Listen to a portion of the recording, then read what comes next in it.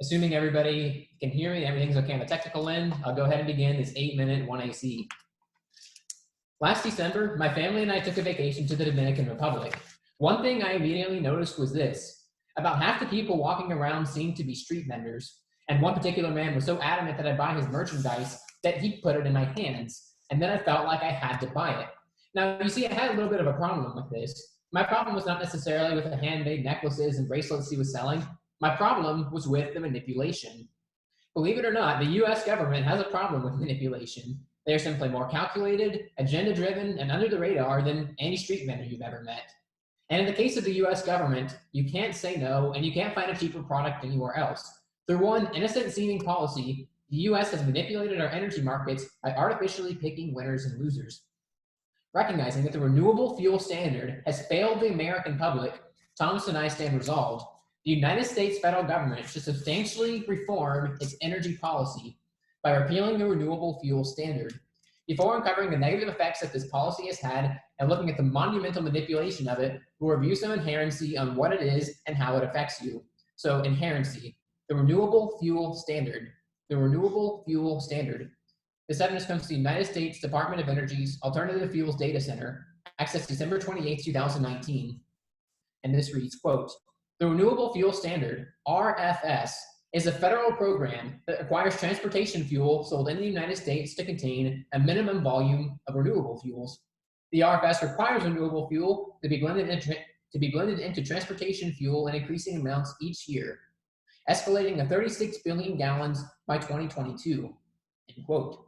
The term renewable fuels refers to sources of energy that can be naturally replenished. Now, the term renewable fuels and biofuels can also be used interchangeably. Now, the Renewable Fuel Standard then mandates that producers of transportation fuel use a certain percentage of biofuels in their fuel. Now, literally, the government forces the production of these biofuels. Now, in their case, biofuels may seem or sound impressive. After all, they're supposed to benefit the economy, and they're supposed to be the long-term solution to our energy needs. But with the government interfering in the market, the opposite has taken place. So let's dive a little bit deeper and examine the real-world impacts of this monumentally manipulative policy, starting with harm one. The Renewable Fuel Standard is wasting taxpayer dollars. Wasting taxpayer dollars. This evidence comes from Philip Rossetti, who holds a bachelor's degree in political science from New Mexico University, writing for the American Action Forum on April 19th of 2018. And Mr. Rossetti says, quote, over the past 10 years, Americans have spent a total of $76.7 billion more on fuel because of the RFS. In addition to the higher costs imposed by the RFS, requiring consumers to purchase a less efficient fuel, there are also costs associated with the mechanism for tracking compliance with the program. Biofuels that are blended under the RFS are sold with an identifier known as Renewable Identification Numbers, or RINs. Knowing exactly how much has been paid for RINs is difficult to gauge due to data scarcity, but back-of-the-napkin math indicates that it is currently increasing compliance costs by between $5.8 and $19.3 billion per year, costs which are almost certainly passed on to consumers at the pump, end quote. Now, that was a very long piece of evidence, but there were two important impacts to this, or two important takeaways. One, that we spend far more on fuel because of the Renewable Fuel Standard. And two, that the program that enforces the Renewable Fuel Standard, renewable identification numbers, also cost us billions of dollars because it costs fuel to be more expensive. And all of this for an ineffective and detrimental policy. This leads us to the second big problem in our current system. Harm number two. The Renewable Fuel Standard is obstructing the long-term success of biofuels. Obstructing the long-term success of biofuels. This evidence again comes from Philip Rossetti in 2018, and he again says, quote, perhaps the most perverse part of these subsidies is that they significantly obstruct the long-term success and viability of the technologies and energy sources they intend to promote. Instead of relying on a process that rewards competition, taxpayer subsidies prevent a company from truly understanding the price point at which the technology will become economically viable.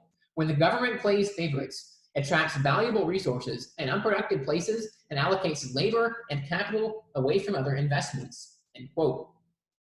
You see, we admit the renewable fuel has potential, and that's precisely why we must not rob it of its place on the free market. You see, judges, we're not anti-biofuel, rather, we're biofuel neutral.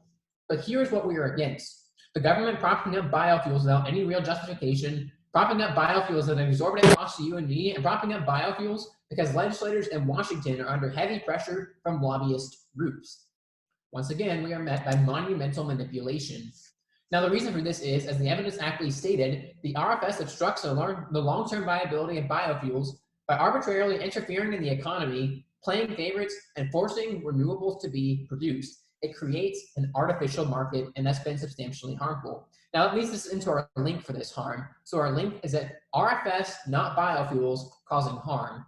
RFS, not biofuels, causing harm. This evidence comes from Nicholas Loris, who holds a master's degree in economics from George Mason University and who's a senior fellow for the Heritage Foundation in October of 2019. And Mr. Loris says, quote, "The RFS has not lived up to its economic expectations. A central problem of the RFS is not the use of biofuels themselves, but that regulators in Washington explicitly mandate them and attempt to project what current and future energy markets look like.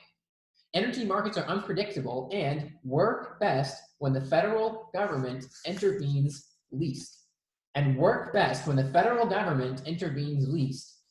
Policy should focus on consumers, not cater to well-connected special interests. Congress should repeal the RFS and allow price signals and innovation to drive biofuels' economic viability forward." End quote. Now, again, judges, this piece of evidence is very clear. The issue is not with the renewable fuels or the biofuels themselves. It's with the overhanded government intervention. It's with regulators in Washington who try to project future energy markets, and this causes harm in our economy. So to protect our country from monumental manipulation, Thompson and I propose the following plan. Our mandate is very simple. Repeal the renewable fuel standard. Repeal the renewable fuel standard. As far as our timeline, this plan will be announced immediately, and the renewable fuel standard will end completely in the fiscal year 2022, giving the ethanol industry ample time to transition if they so choose. Now, as far as our funding, no funding will be needed, as this is a purely legislative plan. There will be, however, substantial savings for taxpayers each year. Our agency and enforcement will be the President, Congress, Department of Energy, the Environmental Protection Agency, and any other necessary federal entities. And we do respectfully request the right to clarify this plan if needed.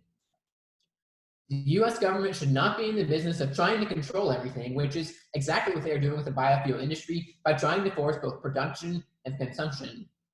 We strongly urge you to repeal the renewable fuel standard because it is governmental overreach at its worst. The advantages of passing this plan come with the repeal of the RFS itself. In other words, when we stop taxpayer dollars from being wasted and harmful government meddling in the economy, those are the advantages. Just like that persistent salesman I encountered in the Dominican Republic, the government wants you and they want the rest of us to do something. But instead of merely suggesting biofuels are produced, they are mandating it. Stop this monumental manipulation. Thank you, and I'm now ready for any questions from the negative team.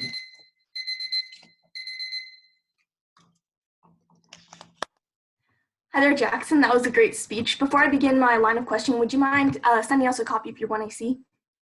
No, not at all. And would it be okay for you to share that with you guys on your email accounts? Yeah, that's absolutely great. Okay, so gaming. Oh, go ahead. So I don't want to waste your time. Do you want to go ahead and put those in there so I can do that now? I just don't want to burn your valuable process time. Yeah, of course. So Luke can put our emails in the chat. And if you want, you can totally feel free to wait until you get that in your inbox. Okay, that's okay. I can go ahead with the questioning. Okay. So my first question is it your contention that ethanol is bad? No, we're ethanol neutral. We're biofuel. Okay. Is it your contention that all parts of the RFS are harmful? And there are parts of the RFS that benefit farmers, but the problem is it benefits only a very concentrated group of farmers and special interest groups.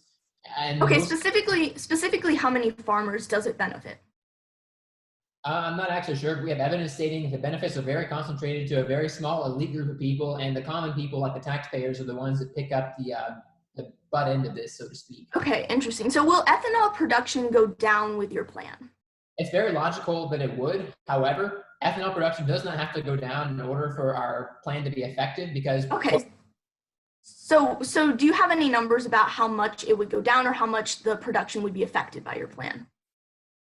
We have one number that suggests it might drop up to 70%, but even if ethanol production doesn't drop, our plan still works because at the very least we would be ending the compliance cost for the RFS. Okay, so 70%. So are RIN prices increasing or decreasing? I'm sorry, what prices? Are RIN prices increasing or decreasing currently? I'm not actually sure about that, but whether or not they're increasing or decreasing, we still spend billions of dollars more because of them each year. Okay, so do you agree that as the affirmative team, you have the burden to prove your harms and advantages without a shadow of a doubt? Sure, and we have to prove net benefit that the world would be a better place if our plan were passed. Awesome. Okay, so looking specifically at harm 1, you're cut about the evidence on how much money is lost. How did Mr. Rossetti come up with that number? So I'm not sure exactly what the methodology was behind that. I believe he basically took a look at the prices compared to what they would have been without the RFS and then with it. But we also have studies showing their simulations of they really describe how much more money we pay in an RFS scenario versus non, and it basically compares the impacts and the effects. We can give you more on that if you'd like. Okay, so actually, having read the study you were referencing, that referenced a different study, correct? Yes. Okay, and what was that study titled? I'm not actually certain about that. Okay, that's okay. So looking at your timeline, is your timeline immediate? So the plan will be announced immediately, but no, the RFS will end completely in 2022, and it's because that's when the EPA was already going to set new targets for it anyway. So that would Okay. Okay, so how many companies buy renewable identification numbers right now? I have no idea. Okay, and how many companies have waivers from the requirement to buy RINs? Very few, and we have evidence talking about that waivers are not enough if companies get them, and if we need waivers at all, that just proves that it's an ineffective and bad policy that should be repealed. Okay, so we don't know how many number of companies are buying RINs, and we don't know how many are required to, correct? Correct, but that's not relevant since RINs are still highly harmful. Okay, thank you. Thank you very much.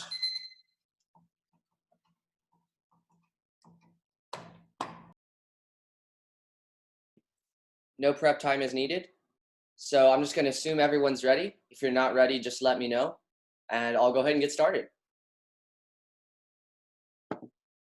The affirmative team is very clear about one thing. They don't want to get rid of all biofuel production. Policy, we should not only look at the intentions of the policy, but also the results. And whether the affirmative team likes it or not, biofuel production will be absolutely detrimented with their plan. Thousands of people will lose jobs, and the economy will be harmed.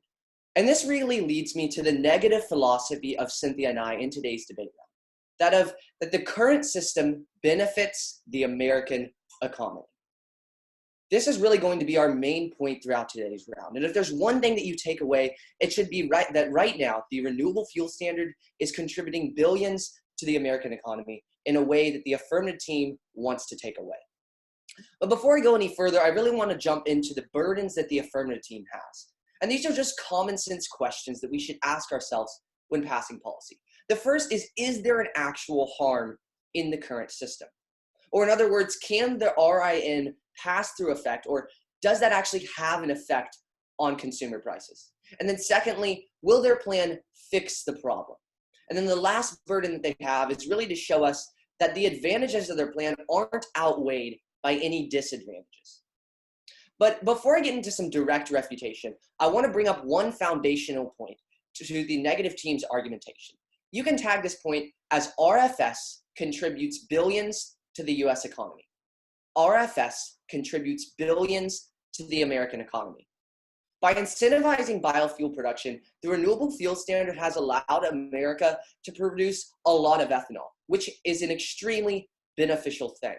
This was outlined by John Urbachek for Agriculture and Biofuels Consulting in a study that he did in February of 2018, saying, quote, "The full impact of spending for annual operations of ethanol production, co-product output and exports, and R&D is estimated to have contributed nearly $45 billion to the nation's GDP in 2017, end quote.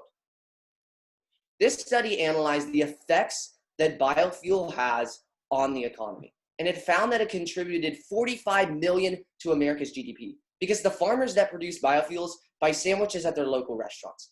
The people that refine the biofuels buy clothes from their local shopping malls. The RFS has a ripple effect on the American economy that cannot be understated. and the benefits that it provides are extremely foundational to the American economy. With that said, I want to jump into some direct refutation of the points. Under their first term, they talked about how we were wasting taxpayer dollars. And they specifically talked about how RINs are a problematic thing. And I have a couple responses. The first is a clarification that RINs ensure compliance. RINs ensure compliance. You see, these RINs, their job is to make sure that companies blend biofuels. It's not like the government is purposely punishing companies. They're simply making sure that they comply with the biofuel blending requirements. But the second response that I have is actually more important, and that is not a study. Not a study. Now, the piece of evidence that they reference is riddled with problems. First of all, it's from Philip Rossetti, and he was writing on the American Action Form. This wasn't a study. This was just an opinion article written by him. And additionally, it had absolutely no methodology. The numbers that he concluded, there's absolutely no reasoning of how he came to those numbers. And I don't know if you noticed it, but in their 1AC, it specifically said that he came to those numbers by back of a napkin math. My question for you is do we really want our nation's energy policy to be decided on the back of a napkin? That makes absolutely no sense. And that's why let's look at my third response, which is RIN system has no effect on prices. RIN system has no effect on prices. Under this point, I'm going to be looking at 3 more reliable and credible studies to show you why the RIN system does not affect prices. And actually, Philip Rossetti, the author who wrote their card under Harm 1, specifically referenced an article that he claimed proved that there was a pass-through effect towards RIN prices. But the article doesn't say that. Let's actually read this study. It's from Tim Fitzburn and Vitaly Hegelboom for the McKinsey Company in September of 2016. And it says, quote, "The evidence to test for this market behavior is limited. For the most important product, gasoline, there is no clear market pricing available to measure if, in fact, higher RIN costs are passing through as higher domestic gasoline prices. Even though there is evidence of pass-through, it is still possible that it offsets a portion of refiners' costs. There is no data with which to assess the impact on gasoline prices," end quote.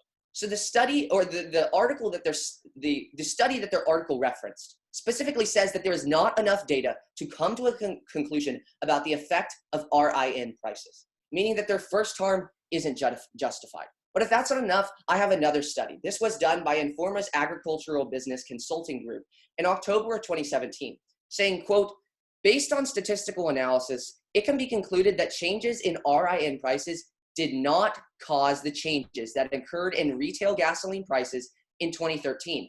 And this has continued to be the case through the summer of 2017, end quote. This study was a multi-year study that specifically concluded that the RIN prices did not affect gasoline prices. This means that their first harm has absolutely no grounds because once again, the evidence that they read wasn't credible, but when we look at more credible and actual studies, we see that the RINs don't increase gas prices, but rather America is benefited by the RFS. But if that's not enough, I'd like to bring up one more study. And this was a joint study done by an MIT professor, a Johns Hopkins professor, and a Harvard professor in July of 2015. And this study was published by the Brookings Institute. And it says, quote, "We also examined the transmission of RIN prices to retail fuel prices. The net RIN obligation on E10 is essentially zero over this period. And indeed, we find no statistical evidence linking changes in RIN prices to changes in E10 prices," end quote.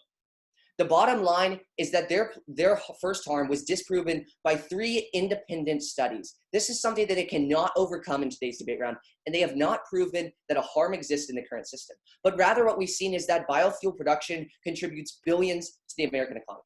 And finally, I want to address their second harm, where they said that it would be obstructing the long-term success of biofuels. But this simply isn't true, as their plan would cripple innovation.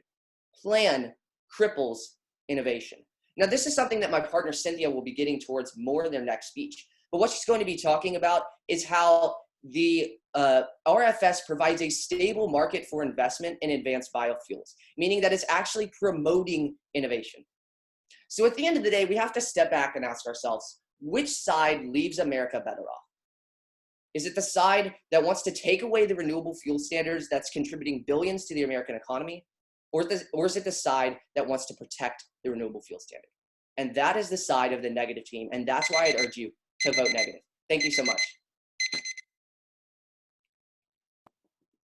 All right, I just wanted to make sure really quickly. Did you guys get our 1AC in your emails? Yes, we did. Okay, I great. believe I did, yes. All right, awesome. And again, just as a reminder, my name is Jackson Zomer, and I'll be conducting this cross-examination. And I have my timer set for 3 minutes, and I'll go ahead and begin. I really hate to be this guy, but could I actually have a copy of all the evidence you read in your last speech? Yeah, that's no problem. I'll send you that. All right, again, sorry for the inconvenience, but getting into serious questions. Now, you talked about how the RFS adds billions to the economy, right? Yes. And we can agree it's not the RFS specifically, rather ethanol, that adds billions of dollars to the economy. Sure, but as my partner Cynthia will be talking about, ethanol production and the RFS are inextricably linked, meaning if you get rid of the RFS, you're going to be significantly damaging ethanol production. And we're not out, and to be clear, it is referring to ethanol, and we're not outlawing ethanol, are we? Absolutely not. But like I said, ethanol production will significantly decrease. Okay. And is it your contention that if something is cheaper or something is good for the economy, people will buy it? Generally, but I mean, of course, that doesn't apply to all circumstances. Oh, no, of course not. But generally, people are going to buy whatever is cheapest, right? Right. And it is your stance as a negative team that ethanol is cheaper and better for the economy, right? Actually, yes, exactly. Yes. Right. So it is also your contention that the free market will generally support good policies, good economical, cheaper policies. In general, but in this instance, we see that repealing the renewable fuel standard would significantly hurt our economy, and that's not something that we should be doing. So people generally are going to buy what's cheaper, and if ethanol is cheaper, wouldn't it stand to reason that ethanol use would actually go up, or ethanol use at the very least would not be hindered in any way if the RFS were repealed? People would buy it anyway if it were cheaper. Well, as you said right now, there are requirements that require us to blend ethanol. And so once those requirements go away, the companies won't have to blend as much, which means they probably won't. So as a result, ethanol production will go down. So you're saying that even if ethanol is cheapest, and even if ethanol is cheapest, companies still won't use it? They probably won't. As you said, you expect a 70% decrease in ethanol production. Well, right. And that decrease in production is only going to come that if people are going to buy what's cheaper, and if it's going to be doing okay if it's cheaper, that would only stand to reason that ethanol is not cheaper then, if there'd be a drop in production then, right? Logically, according to the rules of economics. Well, another factor that you have to consider is these oil refineries. It's an extra step for them to blend ethanol into their gasoline. And so that's something that the government is forcing them to do right now. And so that's another reason why they might not do it after your plan is passed, which is bad for, yeah, go ahead. Ethanol blending ethanol, therefore making it a more expensive and more tenuous process. Sorry, you cut out. Can you repeat your question? I'll move on to my next question. Did you have a specific problem with the study we brought up with regards to RIN prices? Yes, it was done on the back of a napkin math, and I don't think that's the way we should be based on it. Thanks.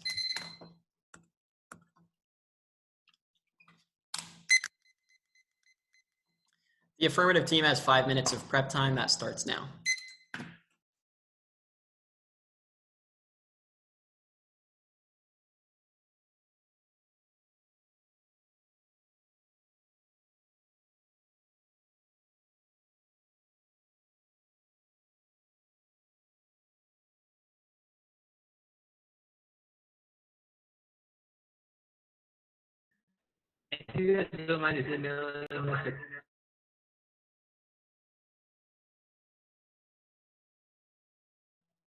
Sorry about that feedback. If you guys don't mind emailing us a copy of that evidence real quick, that'd be great. I can go ahead and put both of our emails in the chat. Yeah, we put it in the document that we created, but we can also email it if you want us to. Fine, I forgot about that document. Thank you very much.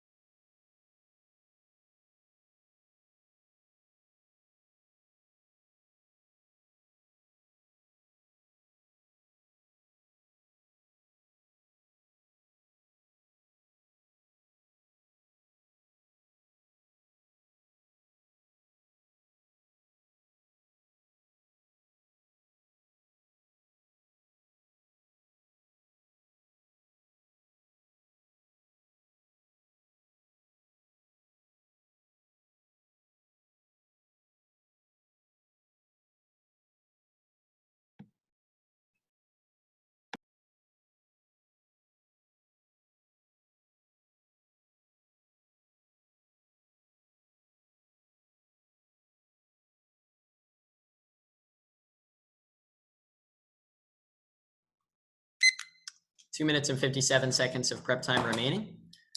And I just want to go ahead and verify that everyone can see and hear me okay, just because I know technology can be very up in the air. Fantastic. And then once again, my name is Thomas Walter, and I will be delivering the second affirmative constructive. Great. And if everyone's all set, then let's go ahead and get started. When I was in middle school, I used to be a big fan of zoology, and I'd read a lot about different kinds of animals. And I remember at one particular time I was reading about birds. And one thing that happens is when a little chick, I don't know what it's called. Apparently I didn't learn too much, but when that baby bird hatches, oftentimes the parent bird will then push it out of the nest at some point. And it has two options. It can either fall or it can learn to fly. And that's exactly the same thing with biofuels. They have two options. They can either fly or die. And in this speech, I'm going to be going over the primary arguments that the negative team presented and showing you why at the end of the day, it's imperative that we leave biofuels to the free market, that we let American consumers, rather than bureaucrats in Washington, choose what goes on in our energy markets. And before I do that, I think it's important that we clarify what exactly team policy debate is. Team policy debate is built upon two foundational principles. One, the affirmative team has to provide a plan that's a resolutional, and two, they have to provide a plan that makes the world a better place. If we can show both of those things, then an affirmative ballot is warranted. Let me clarify. The negative speaker came up and they said, you have to solve for your harms in their entirety. This is not true. If we take a good thing and we produce more of that good thing, that's still net benefit and it should still happen. If we take a bad thing and we limit it, we make it smaller, but we don't totally get rid of it, that's still a net benefit. That's still something that should be accomplished. So in today's debate, it's important to look at which side makes the world a better place. That being said, energy policy in general is a very complex form of policy. And I think it's important that we understand a few clarifications before we jump in. The first is that of RINs. What RINs basically are there these credits that companies can buy. And when they buy them, they are exempt from the government mandate. In other words, they don't have to blend ethanol into their fuel, but as a result, they have to buy these credits. And the piece of evidence that we read basically said that because they have to buy these credits, they then raise their prices on consumers, which makes sense. And you and I pay more at the pump. Second clarification is with regards to ethanol. Ethanol is what's known to replace a conventional gasoline. It comes from corn. Third clarification point is biodiesel. That's what would replace regular diesel, and that comes from algae and other plant matter. Those facts of clarification being established, the first main point that I wanted to address today is regarding the exorbitant cost of the renewable fuel standard. Again, the exorbitant cost. And a negative speaker came up and he basically said, well, the renewable fuel standard contributes billions of dollars to the United States economy. And I have a couple of responses.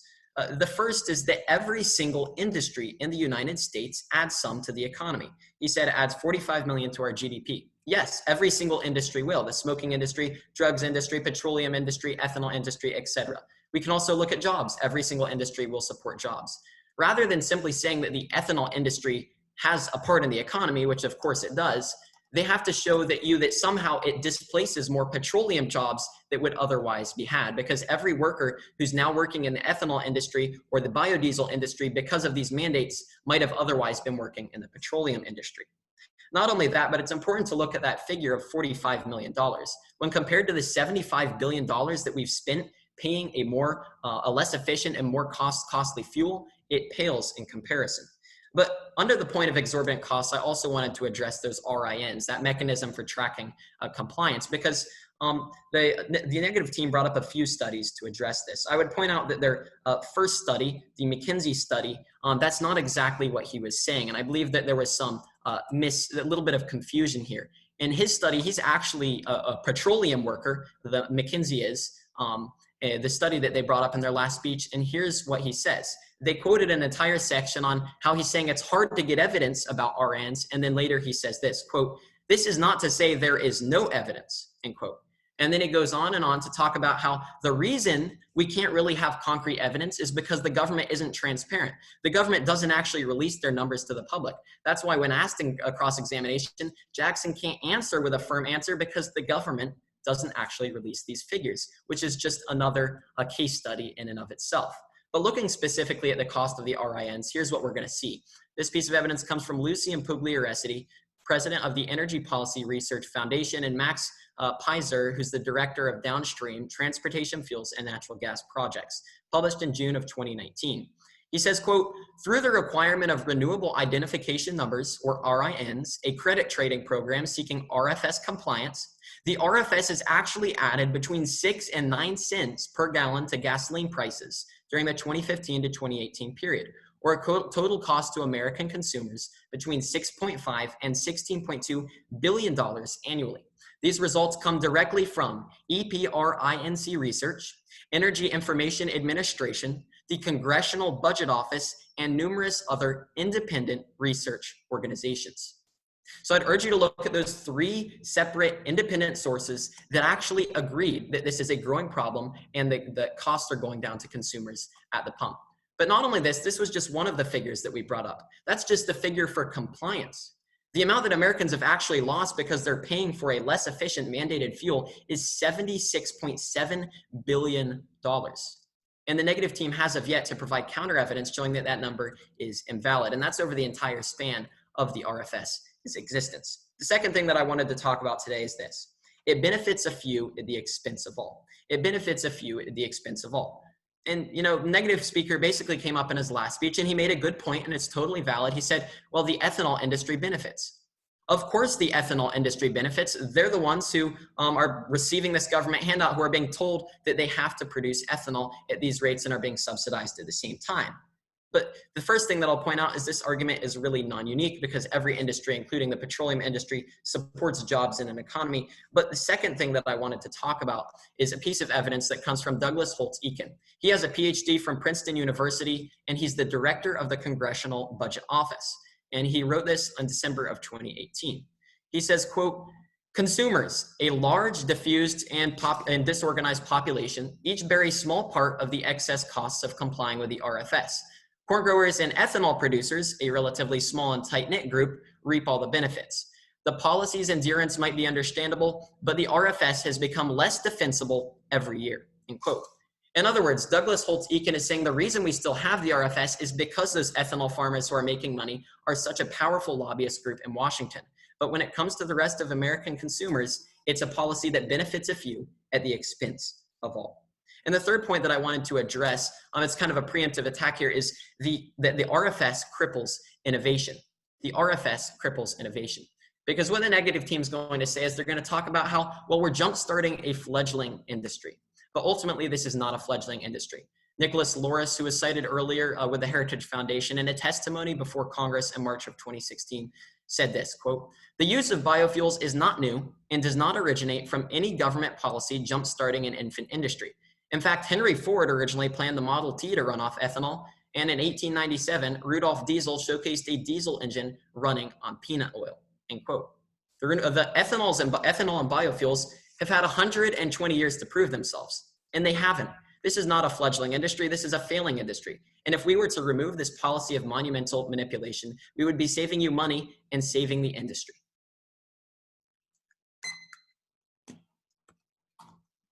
Hey guys, this is Isaac. I'm just gonna cut in for a second. One of the judges is having issues. She keeps dropping in and out, Mrs. Rondu, I believe. So I'm trying to work with her to get her back on the call. So if y'all could just hang on for a second. Of course.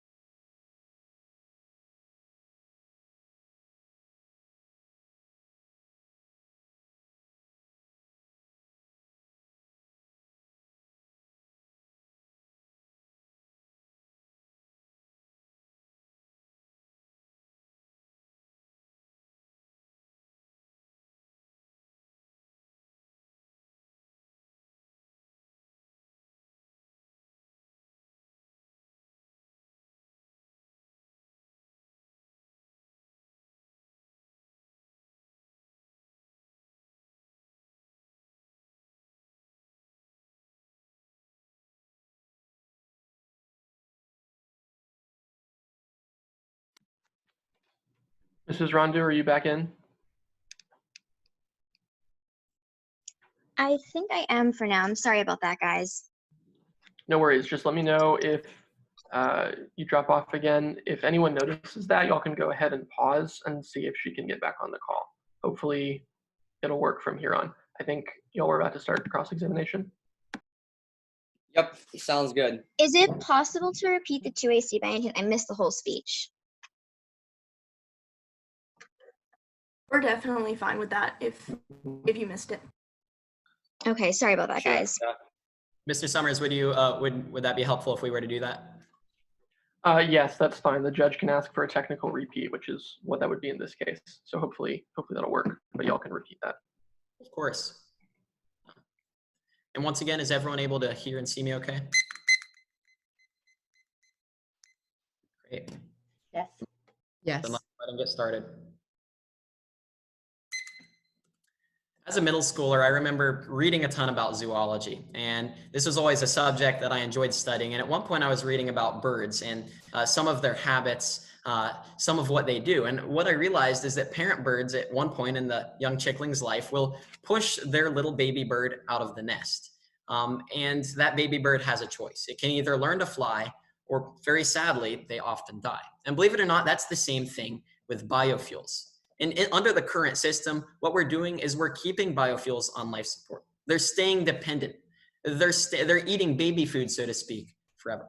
In this speech, I'm going to go over the primary arguments that were presented by the negative speaker, showing you why at the end of the day, it's imperative that we repeal the renewable fuel standard in its entirety. But before I do that, I want to make an important clarification on the very meaning of team policy debate. Because in their last speech, the negative talked about how we have to solve for our harms in their entirety. But ultimately, team policy debate revolves around two fundamental principles. One, the affirmative team has to present a plan that's resolutional. And two, we have to present a plan that makes the world a better place. In other words, we can take a good thing, and if we substantially add more of that good thing, that's still net benefit. We can take a harm, and even if we don't solve that problem in its entirety, if we significantly diminish it, that's still a good thing. Now, that being clarified, I wanted to jump into a few key definitions to understand this round. And the first is that of RINs. What RINs basically are they're these credits that companies will buy. Once they buy them, they are now exempt from following the government mandate. The second clarification that I'd like to make is regarding that of ethanol. Ethanol is what's known to replace conventional petroleum, conventional gasoline that you would put in your car. A biodiesel, on the other hand, and that's the third definition, is what replaces diesel fuel and is made from a plant, algae matter, that sort of thing. Just to give us a little bit of a background and context in today's round. Now, the first main point, the first main response that I have today is that the RFS has an exorbitant price tag. The renewable fuel standard has an exorbitant price tag. And in his last speech, the negative speaker talked about how the renewable fuel standard contributes to the United States economy. And I don't quite remember if that was 45 million or 45 billion that figure was citing. But the important point to remember here is that this is non-unique, that every single industry supports jobs in some regards. The drug industry, the abortion industry, any industry will have an economic output. The question that we have to ask ourselves is, does the ethanol industry, the jobs and the GDP that it produces, does that supplant more petroleum jobs than would have otherwise been had? And we don't see any evidence actually comparing the two. But the second thing that I'd like to point out is that the negative speaker brought up quite a few studies on RINs, these compliance costs. But there's one other figure which has nothing to do with RINs, and that's the $76.7 billion that Americans have paid simply because they're buying a less efficient fuel, simply because they're buying a fuel that's more costly. And to prove this point, we can simply look at the fact to which the negative team agreed to, which is that without the renewable fuel standard, ethanol production would drop 70%. That means that it's not cost effective for these companies to produce it. They're only doing it because they have to. They're only doing it because it's required. And that number is separate from the RINs. What the RINs are is those compliance costs, and I'll talk about those as well. One of the studies by a Yale professor that was brought up by the negative speaker only talks about E10. That's a very specific type of ethanol, and it's only one of a variety of blends of fuel. So it's focused on a very specific subset. The study that he brought up, the McKinsey study, was actually someone who works in the petroleum industry, and he went on to say that in that piece of evidence, he later went on to say that there may be evidence out there for these numbers. The only reason we don't have concrete numbers on the RINs and how much they cost is because the government isn't transparent. They don't release those numbers to the public. And that in and of itself is another big question mark, another big why, another big reason. Do we really want to trust the United States government in this specific matter?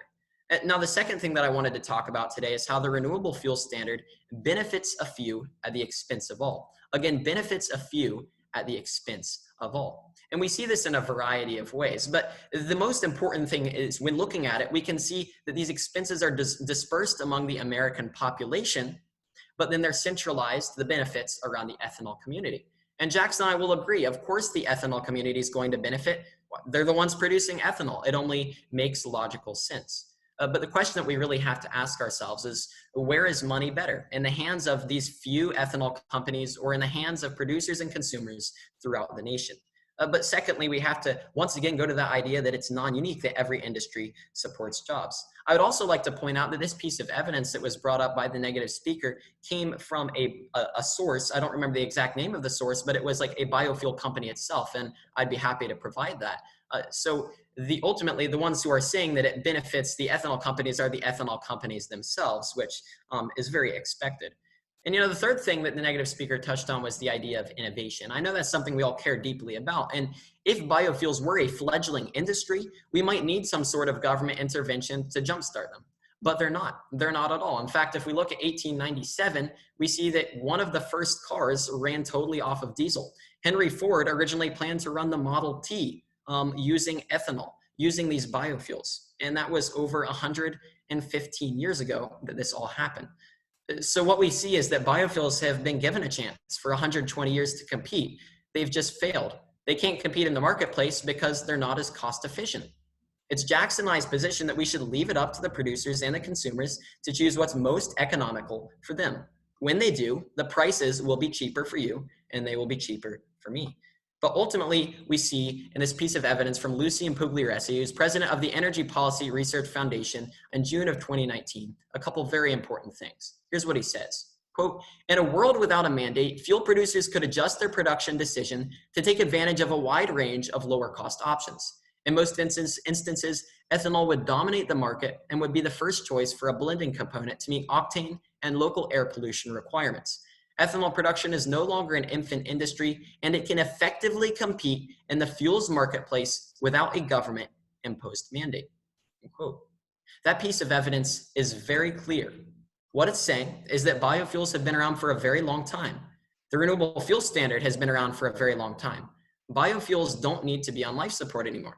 It's like a 70-year-old who still lives in his parents' basement. It just wouldn't make sense. So at the end of the day, what do we see?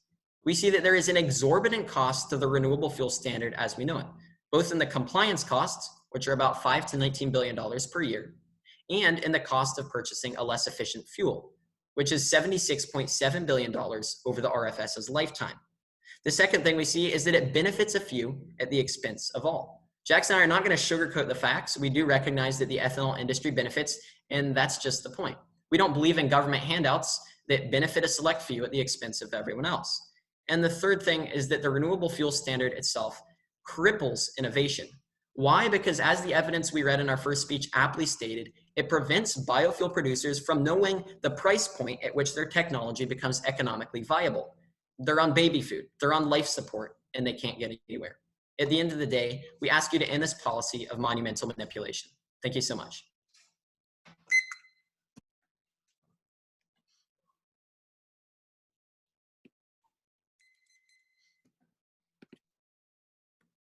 Okay, I'm Luke Brroker, and I'll go ahead and start my timer. So, is there a problem right now in the current system, according to you? Yes, there is. And the And problem you is would agree that you have to prove that that problem exists, right? we have to prove that a problem exists. In the particular, so with regards to the RFS in particular, there is a problem, and we have proven that it exists. In all team policy debates, not necessarily, no. Okay, and just so we're on the same page, your main problem with the system is that these RIN credits are allegedly getting passed on to the consumer, and that's costing Americans money, right? That was actually a very, very small portion of our argument. The RIN cost, that's only referring to the compliance. And, that is an argument that we are making. But the main cost, the main reason that taxpayers are paying more is because they're simply buying a less efficient fuel. Okay, but you can agree that with your plan, biofuel will still be blended, right? It may. We don't really know exactly what's going to happen because, first of all, the government doesn't release a lot of numbers. But secondly, whichever side happens, it's still going to produce net benefit getting rid of the renewable fuel standard. Right. So the only thing that we can control is getting rid of the RFS, not whether or not ethanol decreases, right? Correct. And we shouldn't look at a debate round as a perfect world because that's the only thing that policymakers can control when they pass policies. We're not palm readers or fortune tellers, although I wish we were, but. Okay, let's say I'm an ethanol worker and I have a job right now and my plant goes out of business because the RFS is repealed. What am I going to do? Okay, so there's a couple of things. The first thing is that we have a 2-year phase out. That's specifically for those select few who do benefit from this policy. So they can transition so that they can grow corn for food instead of for fuel, and so that they can kind of make a turnaround here. Okay, so you're certain that they will be able to get jobs elsewhere? Again, I'm not a palm reader, I'm not a fortune teller, so I can't predict the future. But what we do know is that they have ample time to transition. And we also know that they can go actually work on producing fuel that's more efficient, that consumers actually want, filling in the gap of supply and demand. So the 75 billion number that you're talking about, that was over 10 years, right? That's correct. Yeah, and that was from Philip Rossetti, correct? That's correct, yep. Okay, and so talking about the McKinsey piece, that was saying that it was talking about diesel and how there is evidence of RAN pass-through through diesel, right? Yes, that's correct. So through diesel, which is a form of biofuel, those costs do pass on. But if you actually look at his credentials, he actually works in the petroleum industry. And in that article, he later goes on to explain that we just don't have a lot of evidence to use, but there is some evidence that can be found. Right, and that evidence only applies to the biodiesel, industry, right? We would respectfully disagree. We believe that that applies to both industries. The one that he specifically talked about was biodiesel. Okay, finally, what is the most common type of ethanol that is used in gas? Ethanol is the most common right now.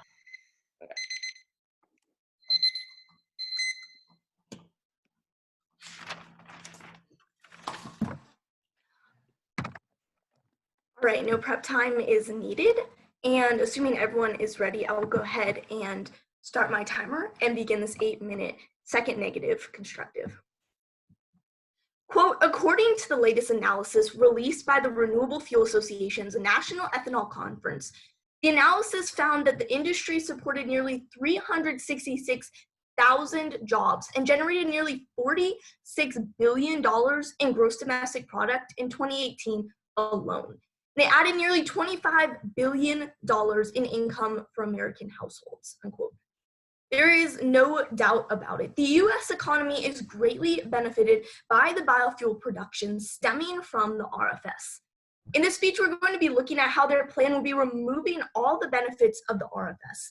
And my partner, Luke, will be responding to the speech you just heard in the first rebuttal. So let's quickly take a look at their plan. Now, it's important to note that their harms are all centered around RIN numbers and the compliance costs that are associated with that. But their plan does not just abolish the RIN system. Instead, it abolishes the entire RFS. You can write down this point as abolishing the entire RFS, abolishing the entire RFS. And you can go ahead and underline the word entire because that is very important, as will be seen in my speech. In cross-ex, they agreed that not all of the RFS is bad. And in this speech, we're going to be looking at how the beneficial parts of the RFS will be removed and the negative consequences of that move. So looking at the first negative consequence or disadvantage of passing their plan, it's going to be harming the economy. Now, this point is the overarching disadvantage of the entire round. And remember in my opening quote, we discovered that the RFS supports 366,000 jobs. It supports $45 billion each year towards our GDP. $45 billion. Now, they keep bringing up the number of $76 billion, but they disagreed in cross-ex that was a total over the past decade. This is $45 billion contributed each year, which is a much higher amount and more significant. And then finally, it also talked about how the RFS contribute $25 billion to American households. And all of this economic contribution will be significantly harmed by passing the Affirmative Team's plan. And just to be clear, all of this economic activity is directly linked to the RFS and the RFS that the Affirmative Team wants to abolish. The Affirmative Team even admitted that their plan could decrease ethanol and biofuel production up to 70%. And because of this, you can look at it more in my next disadvantage, which is past precedents of massive job loss. Past precedents of massive job loss. Now, this may very well be the most important disadvantage to pay attention to. Now, in the past, President Trump has passed the Affirmative Team's plan on a very small scale. And when he did, without the support of the RFS, those ethanol and biofuel companies were crippled, which ended up harming our economy significantly, and it resulted in massive job loss.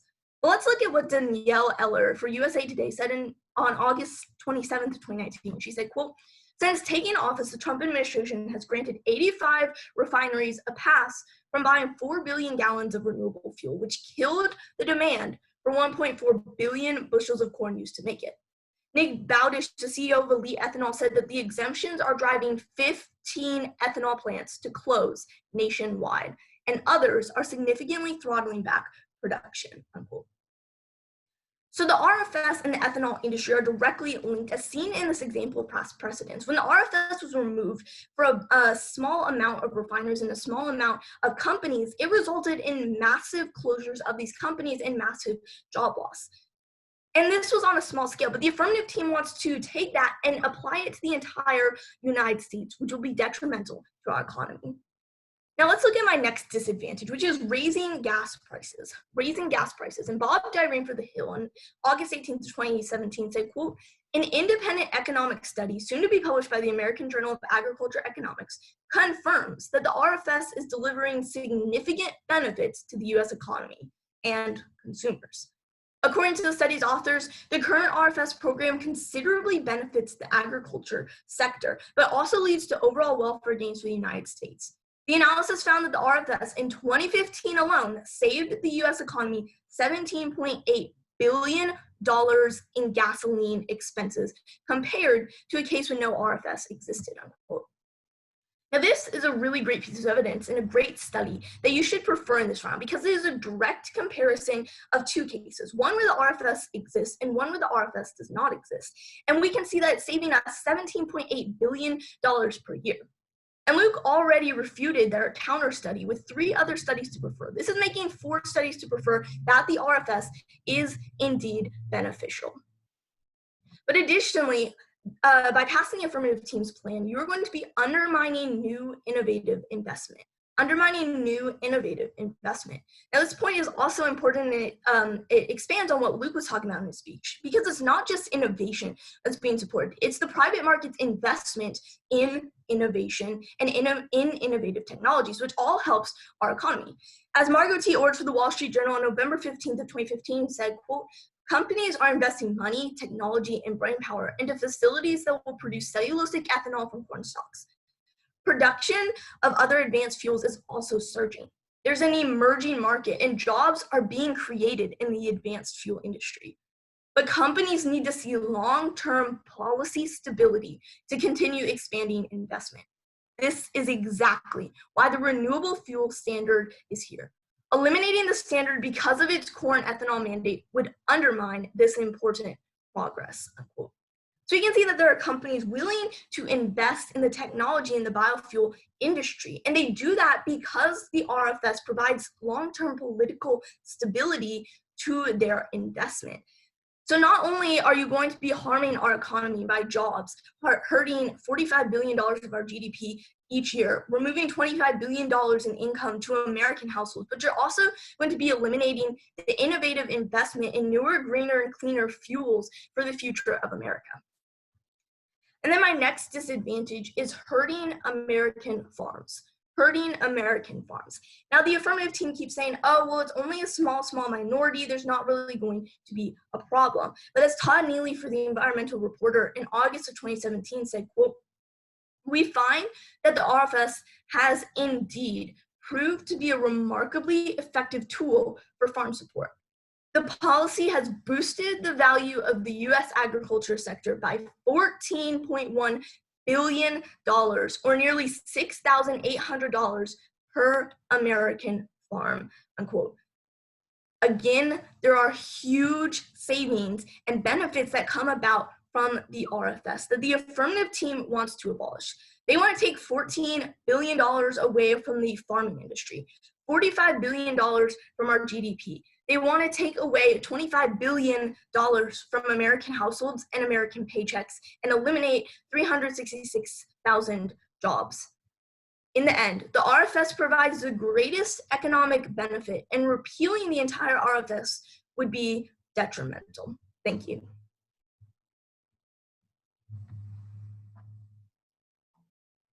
And once again, if everyone can see and hear me okay? Absolutely. I'm gonna get started. Cynthia, if you have 2 strawberries, one is 5 cents and one is 10 cents, and it's the same strawberry, which one are you going to buy? Probably the 5-cent one. Okay, and if you're driving down the road, you have a gas station on the left side, gas station on the right side. The one on the left side is $2.50 a gallon, and the one on the right is $2.60. Which one are you likely going to stop at? I'd probably stop at the cheaper one, but additionally, there are factors to come in play by how much mileage would I get from each gallon, and that's part of what our study talked about. Of course, and did you provide any evidence showing that ethanol has higher mileage than petroleum? I did not. I believe we can bring that up, but it was talking about a whole inclusive study that talked about all of the factors, including the mileage, the cost per gallon, and ultimately determined that we were saving $17.8 billion each year in gasoline expenses. Okay, I wanted to address your point on the economy and how the biofuel industry would suffer. It was basically your contention that the biofuel industry doesn't deserve to undergo this transition, right? Right, because it has such a great economic benefit to our economy. Understood. What phone brand do you currently use, if you don't mind me asking? I'm not sure of the exact name. Okay, is it like a Samsung, iPhone? Well, I currently don't have a phone. Most of my family does have an iPhone. Yeah, that iPhone. So what if the government were to say you have to produce a certain number of flip phones? Would it be fair to just keep that industry afloat even though iPhones are taking over? I mean, I would like a flip phone, but that would probably be not as smart. Okay, fair enough. Now, the fourth point that you made was regarding raising gas prices. And the study that you cited was from Bob Dineen. Are you aware that Bob Dineen is the president of the Renewable Fuels Association, which is a lobbying group that represents over 60 ethanol companies? Right, but he was actually referencing a study in the American Journal of Agricultural Economics that it was a specific study that he was referencing. Was that the study by Philip Verlager? I'm not sure of the exact person who did it. I can send you the credentials and the link to that if you'd like. If you could do that, that would be fantastic. Okay, thank you. Appreciate that. You also talked a little bit about advanced biofuels. What percentage of biofuels are advanced right now, are cellulosic? I don't have that number off the top of my head. Okay, I really appreciate that. In terms of the study that you cited on gas prices, can we come to the agreement that that was only looking at the years 2015 to 2018? Sure, and in those years, each year, they saved on average $17.8 billion. Okay, fair enough. One of the figures that the negative team and the affirmative team, one area of agreement that we've had is regarding the 70% number, that ethanol usage would decrease 70%. Can we agree that that very number shows that the biofuel industry is currently dependent on these government mandates for its production, its very lifeblood? Sure, it's inextricably linked, and when we pass your plan, we'll be removing all the benefit that all that 70% contribute to our economy right now. Thank you, Cynthia.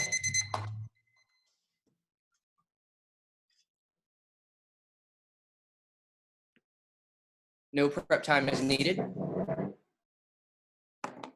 I'm Luke Brroker, and I'll assume everyone's ready, and I'll go ahead and get started. In today's debate round, the affirmative team has taken a very philosophical approach. They're talking a lot about the economy, but in today's speech, I want to talk about the practical effects of their plan and how it would affect everyday Americans like you and me. Because that's ultimately the question that we're asking ourselves. Which side leaves America better off? And in today's debate round, we as the negative team believe that the current system provides the most benefits to the American economy.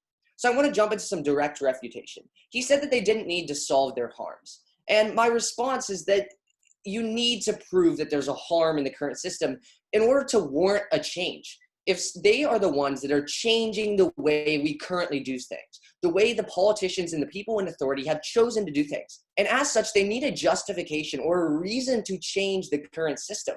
And if they can't prove that RINs are actually increasing gas prices and gas prices are actually higher, then there is absolutely no reason to pass their plan. Next, he talked about how there was a big cost of the RFS. And he talked about how every industry adds money. And he also talked about later in his speech, the benefits of few at the expense of all. My response is ripple effect. Ripple effect. What the affirmative team is ignoring is the ripple effect that the ethanol industry provides. And I'd like to point you back to the piece of evidence that Cynthia read in her last speech, which said something really important. It said, and this was referencing the study done by the American Journal of Agricultural Economics. And that study said, quote, the current RFS program considerably benefits the agricultural sector, but also leads to overall welfare gains for the United States, end quote. This study recognizes that, sure, the agricultural sector does get benefited, but it also benefits the rest of the United States because those agricultural farmers and ethanol refiners buy sandwiches and they buy clothes and they buy iPhones, money that they have from their jobs. And these are jobs that the affirmative team is going to take away with their plan. Next, they've specifically responded to the McKinsey study that I brought up. And my response to his response is no data for gas prices. Data for gas prices. The McKinsey study did say that for biodiesel, but my point was specifically talking about how there's no data for the impact on RINs on gas prices. The study specifically says, quote, there is no data with which to assess the impact of gasoline prices, end quote. So my point that I was making still stands in today's debate round. They cannot say that gasoline prices are higher because of RINs. It's empirically denied by these studies. And then next he said that E10 is only one type of ethanol. My response is E10 is most used. If you go to your gas station right now, the type of gasoline that you will be buying is E10. There's other types of ethanol like E85, but that blend is much less bought. E10 is the type of gasoline that everyone buys at their gas station. And so the study that I brought up once again still stands in today's debate round. And then they didn't respond to the other study done by the Informa Agricultural Business Consulting Group. And this was a study done by them. So at the end of the day, there's one other point that I have to make here, is that conflicting studies flow negative. Conflicting studies flow negative. There's been a lot of studies presented on both sides, but here's the bottom line. At the end of today's debate round, if you think that all the studies are a wash, you should vote for the negative team because the current system is innocent until proven guilty. I agree. There's studies on the affirmative team side, and there's studies on our side, and I believe our studies are better. But regardless of that, the reality is that the affirmative team has to prove that there's a problem in the current system, and they have not done so, and that's why you shouldn't pass their plan. Next, they said that the RFS cripples innovation. Cynthia already responded to that, is that the RFS is the foundation for our biofuel investment. They talked about Henry Ford, but that was a long time ago. That was an early stage of biofuel. That's not a fair comparison. Next, they said that ethanol can survive. And this, my response to this is the most important point in today's debate round, that of past precedents. Past precedents. As Cynthia referenced, when we've tried repealing the RFS before, when Trump granted a waiver to refineries, thousands of people lost their jobs. Regardless of what the affirmative team's intentions are, the results of their plan are clear. They're going to destroy the American ethanol industry and put thousands of Americans out of jobs. And that is why I would encourage you to vote for the current system that benefits the American economy. Thank you.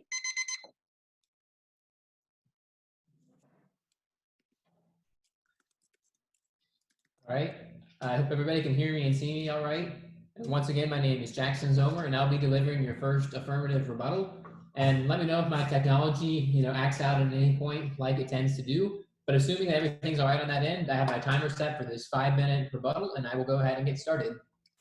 I'm not going to start this speech by dazzling you and talking about my phones, although I would love to and follow my partner's footsteps. I'm going to jump into three actually really important points to clarify in this round. The first one is very, very important. Here's the first point. The harm is more than RINs. The harm is more than RINs. I find it interesting that the negative team has claimed that the only harm we presented in this entire round is that RINs cause gas prices to be raised, because the harm is so much more than that. I find it very convenient that they picked that one tiny part of one tiny piece of evidence, then tried to apply that to our whole case. I have a couple of reasons why. The first one is fuel costs. Fuel costs. In fact, RINs raise costs on fuel as well, but also Americans spend $76.7 billion more on fuel just because of the RFS, just because of the fuel itself is more expensive. Because the fuel itself is more expensive. It's about more than RINs. And this is another really big harm in this case, or in the status quo, which is the artificial market. The artificial market. I again find it convenient that the negative team has almost chosen to entirely ignore a second harm, talking about how the government should not be intervening in the free market and how the government should not be the one deciding what happens in the future. And in fact, how the government intervention itself has created the market distortion and ultimately has been the cause of the problem. The artificial market is just as much of a problem as the cost. And again, there are fuel costs along with RIN costs. But this gets me to my second point, which you can write down as no significant disadvantages. No significant disadvantages. And there are a few reasons for this. The first one, if you're taking notes, you can write down as market shift. Market shift. So let's say, for instance, and let's say hypothetically it were true, the ethanol production went down. Let's say that the ethanol industry maybe happened to lose some jobs. Well, that doesn't prove overall that the United States will actually lose a net amount of jobs, because those jobs shift to the petroleum industry, or the wind industry, or the solar industry, or another industry that also supports jobs. A market shift is not a loss of jobs. A market shift is not a loss of jobs. And I want to make another very, very important point. Industry does not equal RFS. Industry does not equal RFS. Much of the evidence that the negative team has brought up in this round, talking about how it adds to the economy, how it's better overall for Americans, a lot of that just talking about the ethanol industry itself, which is not interchangeable with the RFS. In order to show how those points are significant, to do that, they need to show you how the RFS itself, how the government mandate, because remember, the RFS and the ethanol industry are not synonymous. The RFS is simply the mandate. But my next argument is no loss of innovation. No loss of innovation. And this evidence comes from Ryan Alexander in 2019, and he says, quote, independent research shows corn ethanol is a bridge to nowhere, end quote. And he goes on to explain why that is. He talks about how, again, quote, cellulosic biofuels are nowhere to be found, end quote. But what this shows is that corn ethanol is actually not going anywhere. In fact, Thomas read a piece of evidence in his speech talking about how ethanol is not an infant industry and it can survive on its own without a mandate, which again, that went unresponded to. But this gets me into my third and final argument, and this is the most important argument you'll probably hear in the entire round, and it's this: a double bind. A double bind. I want to make sure I lay this out very, very clearly. Either way, whether or not you agree with the affirmative or negative team, an affirmative ballot is still warranted, and here's why. If ethanol were bad, which the negative team is not making that contention, and neither are we. But if ethanol were bad, we shouldn't have a mandate that we produce certain levels of it and certain amounts of it anyway, because it's a bad thing. But here's where we get to the double bind. If ethanol were good, if ethanol were economical, people would buy it anyway. It would be cheaper anyway. This evidence again comes from Nicholas Loris in 2016. And he says, quote, good ideas overcome chicken and egg challenges all the time without government assistance. The same can happen with biofuels if they are economically viable and meet real market needs, end quote. Now again, what are the impacts of this? The impacts is that the ethanol industry would not necessarily be destroyed if biofuels truly were economical, but biofuels are not economical, which is why it would drop 70%. Let's think about this logically. Logically, it wouldn't stand to reason that if biofuels were actually economical, they would drop 70%, the producers would stop producing them, the consumers would stop consuming them, that ultimately the industry itself would suffer and make zero sense. But even if nothing were to happen in ethanol production, even if that were to not occur, we should eliminate the RFS anyway to eliminate the billions of dollars in compliance costs and to eliminate that burden on Americans. Either way you look at it, even if ethanol is good or it's bad, an affirmative ballot is warranted, because no matter how you look at it, the RFS is extremely harmful and detrimental and is monumentally manipulative. Thank you so much, and I really appreciate getting to do this round for you this morning.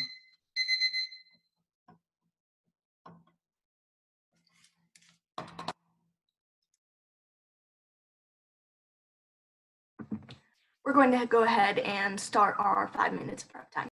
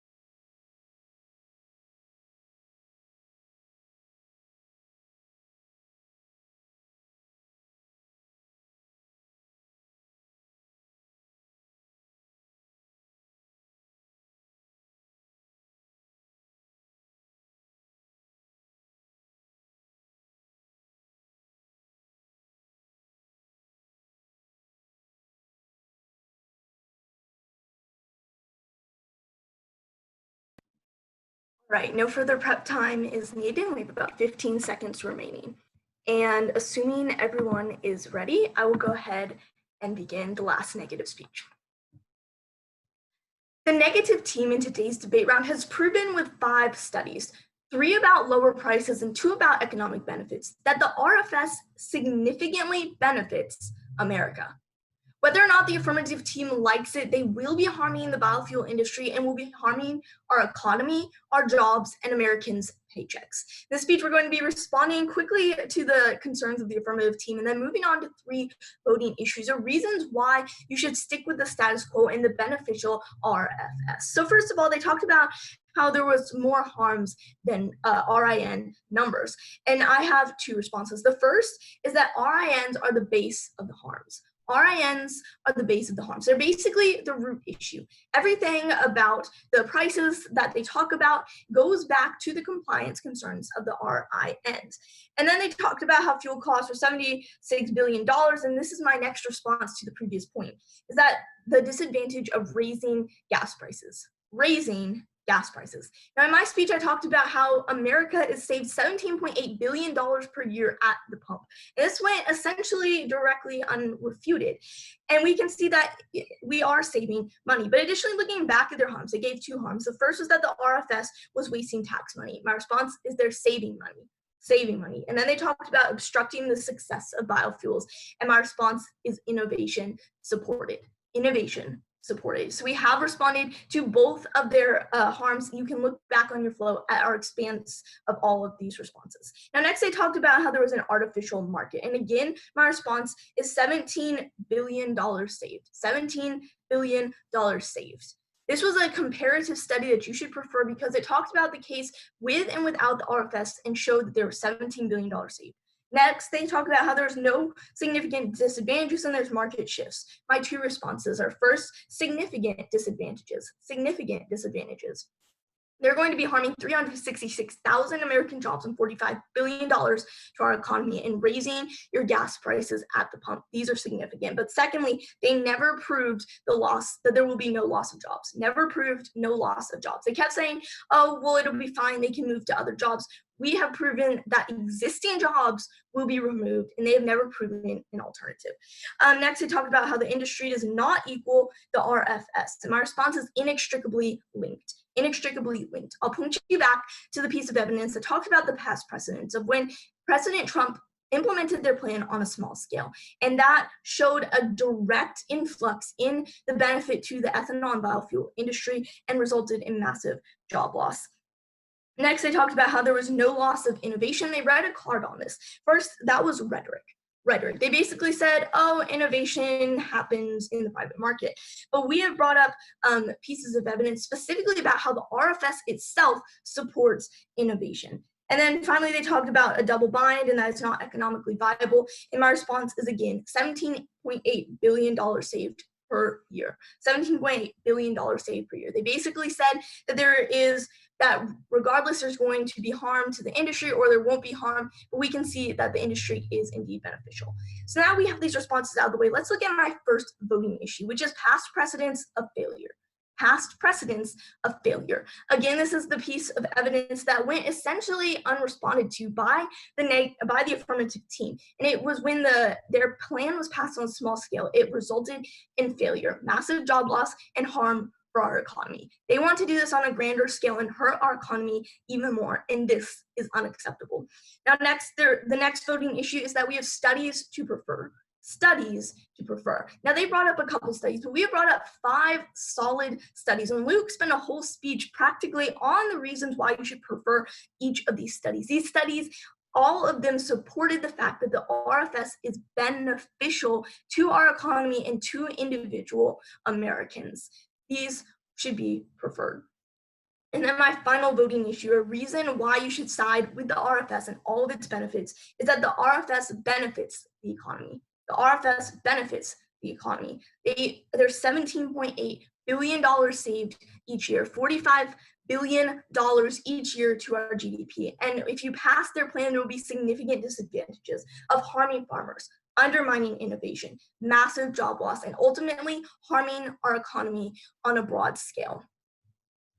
At the end of the day, you have to ask yourself which team leaves the United States better off. You can side with the supported negative side that showed you the benefits, the economic benefits of the RFS, or you can choose for past precedents of failure on a larger scale. Thank you. It's been a pleasure speaking for you all.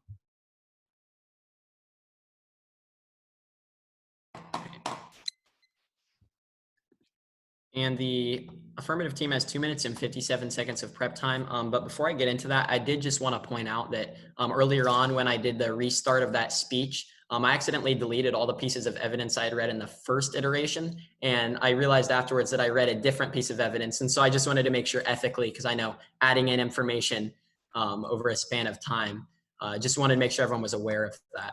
But I'm going to go ahead and take prep time, and I have 2 minutes, 57 seconds. That starts now.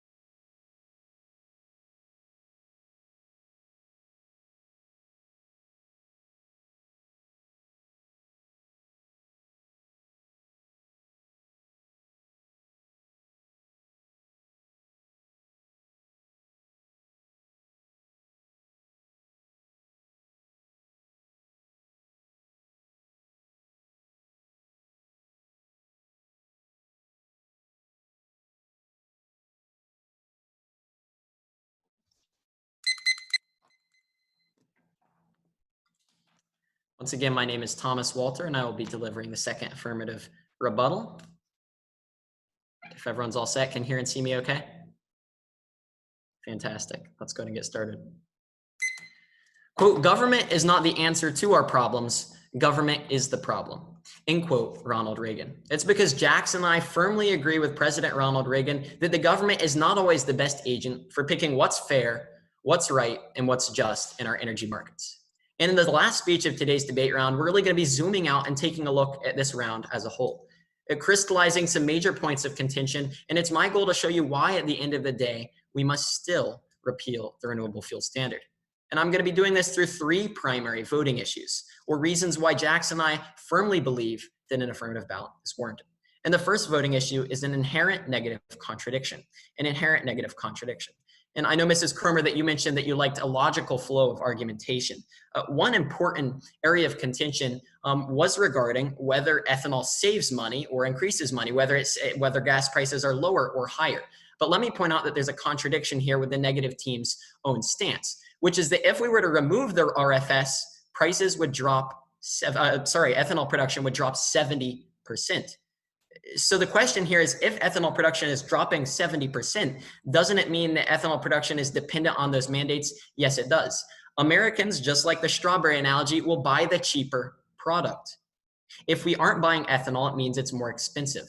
If it truly is better, if it truly is more cost effective, we don't need a mandate in the first place because consumers will choose it. The second main voting issue today is no justification for market manipulation. No justification for market manipulation. And I'm going to be going over 5 or 6 main points that the negative team has asserted throughout this round that are justifications for this massive market manipulation. The first was an agricultural boost. Jackson and I will acknowledge the ethanol industry will benefit from an ethanol handout. The ethanol industry will benefit when the government says they have to produce ethanol because people have to buy ethanol. What we see is that this is an agricultural boost among a select few at the cost of many.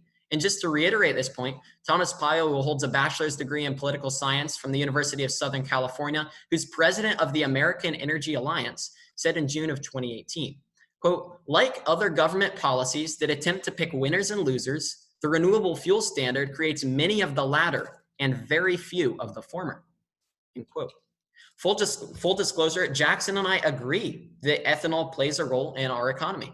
But where we don't agree is that that role is somehow greater than the amount of jobs that it would have reduced in the petroleum industry. But furthermore, we see that it benefits a few at the expense of everyone else. The second main area of contention was that of cellulosic or advanced biofuels. And when Jackson responded to this point, it wasn't really addressed again by the negative team, because what we see is that advanced biofuels haven't got off the ground and they are a very minimal percentage of overall biofuels. And then the third point of contention was regarding past precedents. And they basically said this plan has been acted on a smaller scale. Not necessarily. We've always had waivers with the renewable fuel standard. Occasionally, the government will issue a waiver. President Trump is actually a supporter of the renewable fuel standard, and many politicians are, because Iowa is where the corn farmers reside, and that's where they want to get votes. But the idea of past precedents was regarding biofuel jobs being lost. Yes, of course, biofuel jobs are going to be lost. In the same way that because iPhones are better than flip phones, jobs in the flip phone industry will be lost. Now, are we sobbing and rubbing our eyes because flip phones are going out the wazoo? Not necessarily, because we know that we will find jobs in an area where there's actually supply and demand, where the consumers actually want to buy a product. And the next area of contention was regarding that of innovation. But as we've clearly seen through evidence, biofuels have been around 115 years. They've been given a chance and they've failed. Again, it's like that bird jumping out of the nest. Biofuels, it's time that we finally give them that time in the free market where we actually see if they're competitive or not. And then the final point of contention was that of studies, because judges, you've seen a lot of studies, and I know all those numbers, figures can get confusing. I'm going to give you 3 simple reasons to prefer ours. Number 1, logic. It makes logical sense that if we have to require biofuels, and if we weren't to require it, that it would drop 70%. It makes logical sense that these biofuels are more expensive than petroleum.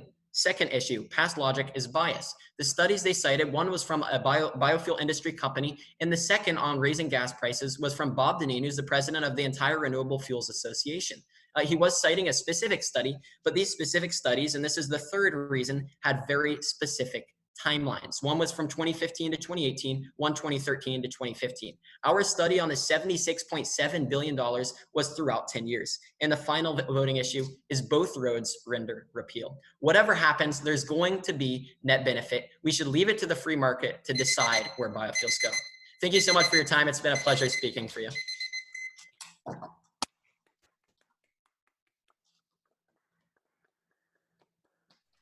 Great job, everyone. Fantastic round, Luke. Fantastic round, Cynthia. Thank you for judging. We really appreciate it. Yes, thank you. We appreciate it. You bet. Nice job, everyone. Congratulations, debaters. You just debated the last round of the 2020 resolution. So that's exciting. Exciting thought. Yeah, for sure. On to the next one. So thank you again, Ziggy and Ace Peak for continuing the season on. We're excited to get started for next year. Happy to be a part of it. Thank you Everyone. for helping get the word out about this tournament and supporting us with your judging. We appreciate you, and we appreciate everything that the league has done for these students. For sure. All right. Very We'll see much you guys so. at the award ceremony soon. You guys have a great Saturday. Take care. You too. Thank you.